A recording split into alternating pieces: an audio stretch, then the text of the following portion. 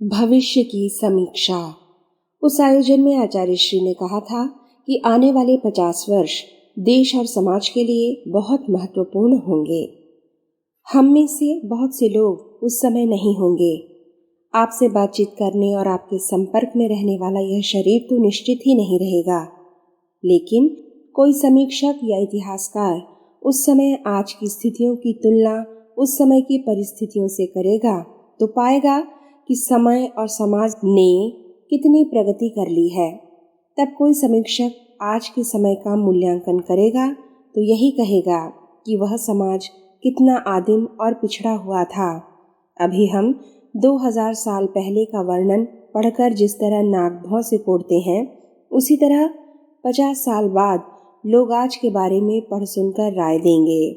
परिवर्तन की प्रक्रिया को समझाते हुए आचार्य श्री ने साधकों से कहा कि युग निर्माण योजना के 108 कार्यक्रम हैं।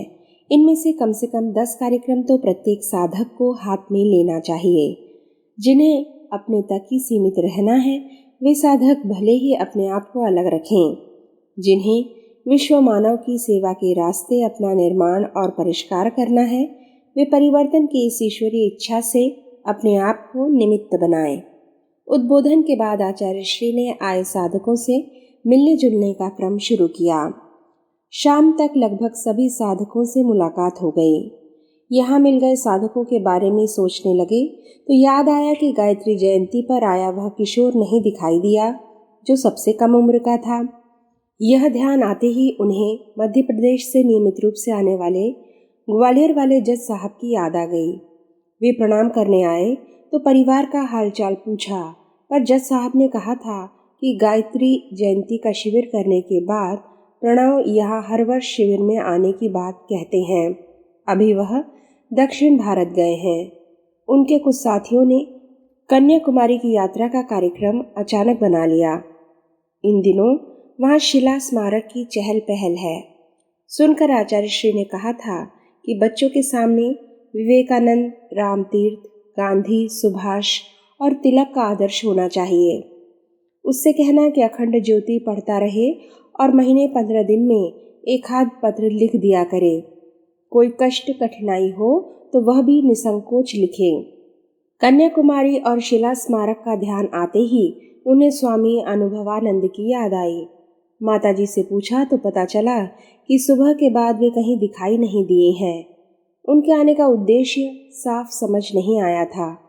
इतना ही अनुमान लग पाया था कि वे गायत्री तपोभूमि में रहना चाहते थे और वहां उन्हें जगह नहीं मिल पाई थी। स्वामी जी के बारे में माताजी ने अपनी खुद की राय पूछी तो कहने लगी कि स्वामी जी का मन तपोभूमि में ही बस जाने का था। आपने उनकी इच्छा को महत्व नहीं दिया। आचार्य श्री ने कहा कि गेरुआ वस्त्र पहनने के बाद व्यक्ति दूसरों से सेवा लेने का आदी हो जाता है। वह स्वयं अपनी सेवा नहीं कर पाता। गेरुआ वस्त्र सभी प्रकार के आश्रय आलंबन को त्याग देने का संकल्प है, लेकिन इस संकल्प पर काफी धूल जम गई है। उन स्वामी जी में हो सकता है इस तरह का प्रमाद न हो, लेकिन तपोभूमि में गृहस्थ और वानप्रस्थ कार्यकर्ता रहते हैं। गायत्री परिवार में भी गृहस्थों का ही बाहुल्य है। हम स्वामी जी को कहाँ खपा सकते थे। 10 जुलाई से तपोभूमि और अखंड ज्योति संस्थान में गुरु पूर्णिमा के बारे में पत्र आने लगे। इन पत्रों में अपने यहाँ मनाए गए पर्व की सूचना थी। शुरू में 3 दिन पत्र आए, अगले दिन 5, फिर 8 और उसके बाद 12। इसके बाद तो पत्रों का तांता लग गया। सामान्य पत्रों से अलग इन चिट्ठियों में गुरु पूर्णिमा के स्वरूप और संकल्प की सूचना थी।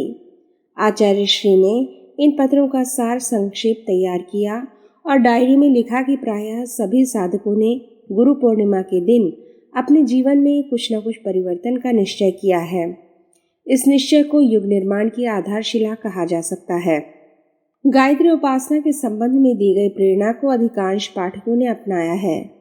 पुराने उपासकों से अपने जप साधना में श्रद्धा भावना के समावेश की अपेक्षा की गई थी। उन्होंने ऐसा करने का संकल्प जताया है।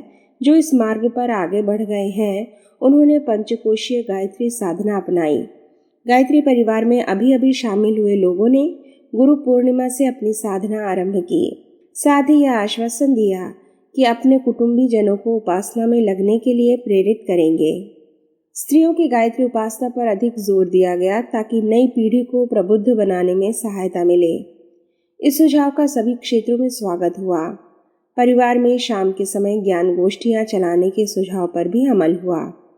नशा, मांस, फैशन, फिजूल खर्ची और समय को व्यर्थ नष्ट करने वाली प्रवृत्ति पर अंकुश लगाने के संकल्प लेने वालों की संख्या 5000 के आसपास बैठती थी।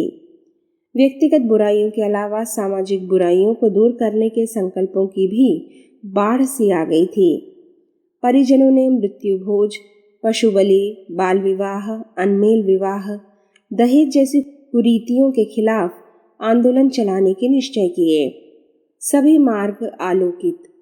अशिक्षा के कलंकों को मिटाने के लिए जगह जगह से वैकल्पिक व्यवस्थाएं बनाने की सूचना भी मिली। इस तरह की व्यवस्था में रात्रि शालाएं चलाने के समाचार ज्यादा थे। मध्य प्रदेश के कसरावत गांव में बाबा अर्जुनपुरी ने आसपास 6 रात्रि पाठशालाएं शुरू कराईं। पिछले 4 महीने से वे इसके लिए कोशिश कर रहे थे। गांव के लोगों ने व्यवस्था जुटाने का भरोसा दिया और आरंभ हो गया। रात्रि शालाओं के लिए जगह का इंतजाम भी गांव वालों ने ही किया। 6 में से 2 शालाएं मंदिर में शुरू की गईं। इंदौर के एक किशोर छात्र ने लिखा था कि वह अपने संगीत सहपाठियों में नए युग के संस्कार जगाएगा। इसके लिए स्वाध्याय गोष्ठियां चलाने का संकल्प था। गुरु पूर्णिमा के संबंध में उस साधक ने लिखा था कि वह दिन उसने कन्याकुमारी में उस जगह व्यतीत किया जहां स्वामी विवेकानंद ने 80 वर्ष पहले ध्यान लगाया था। आंखों के सामने रह रहकर स्वामी विवेकानंद का चित्र उभर रहा था। पुस्तकों में जैसा पढ़ा और विद्वानों से जैसा सुना था, उसी के आधार पर मानस चित्र बनाने की कोशिश की। सूर्यास्त के समय मन उस छवि में लवलीन हो उठा। उस ध्यान धारणा से ही तय किए गए संकल्प को अभी तुरंत साकार करना है। अपने साथियों को बुलाया, बिठाया और समुद्र तट पर बैठकर गायत्री महाविज्ञान के कुछ पन्ने पढ़े। उनकी विषय वस्तु पर चर्चा की।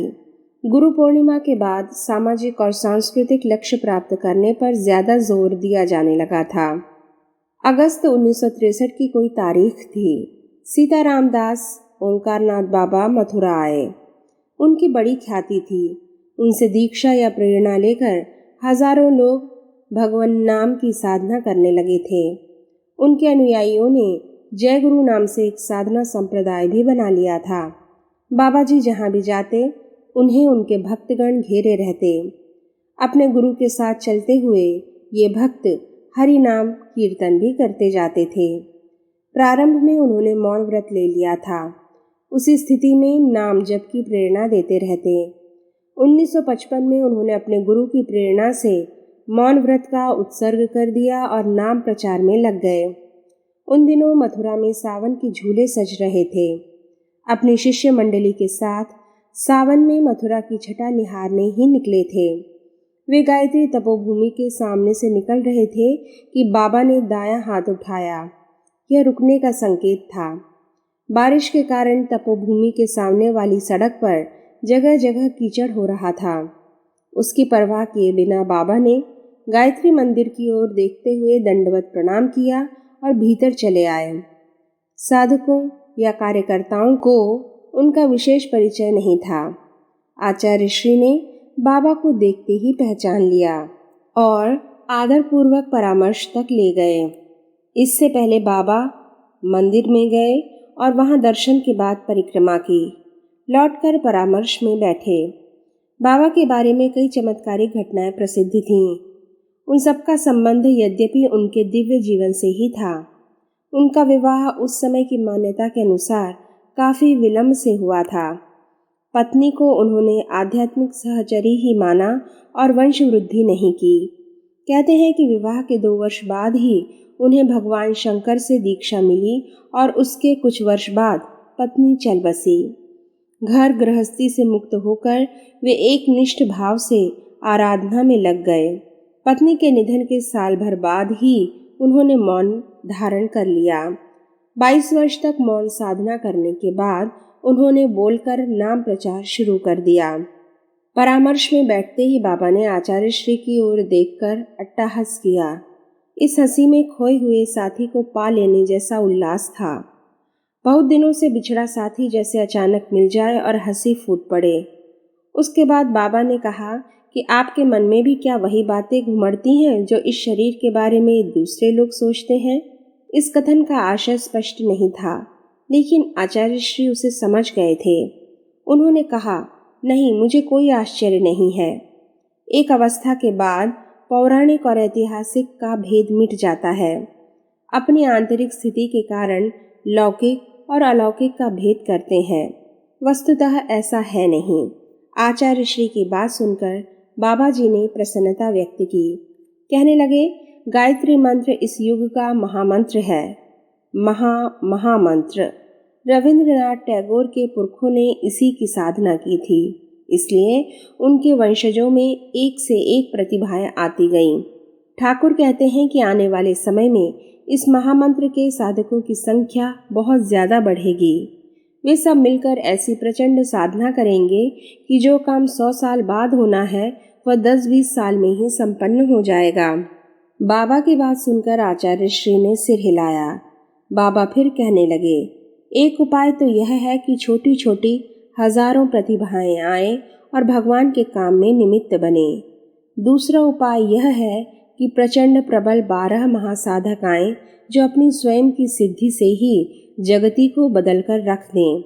दोनों उपाय कारगर हैं, लेकिन मैं देख रहा हूँ कि आपने जो अभियान छेड़ा है उसमें दोनों ही स्तर के प्रयोग सध रहे हैं।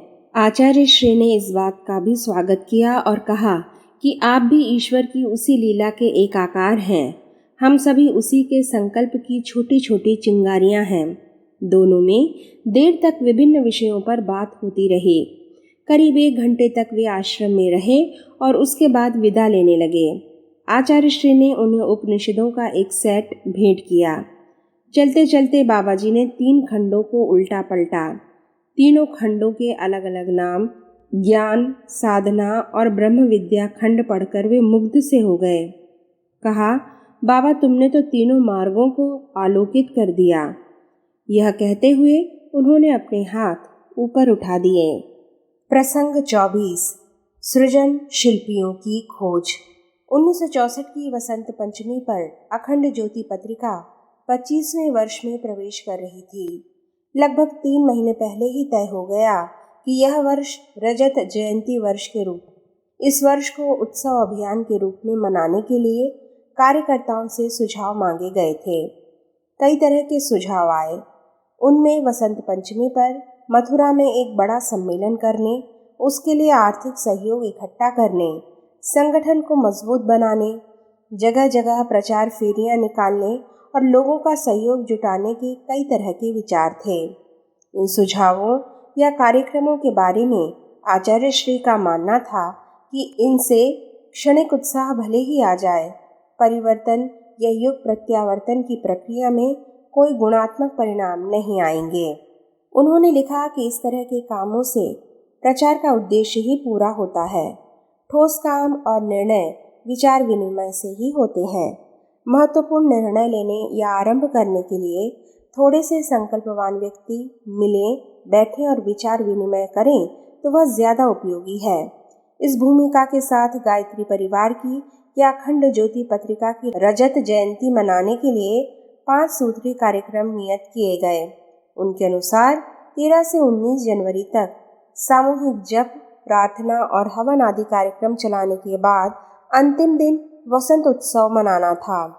दूसरे सत्र में यह व्रत लेना था कि प्रतिदिन कुछ समय और साधन युग निर्माण आंदोलन को विस्तार देने में लगाया जाए। विस्तार का अर्थ समर्थकों और सहयोगियों की संख्या बढ़ाना ही नहीं था। आंदोलन के 108 कार्यक्रमों में से कुछ को चुनना और उन्हें अपनाना भी उस विस्तार के अंतर्गत ही आता है।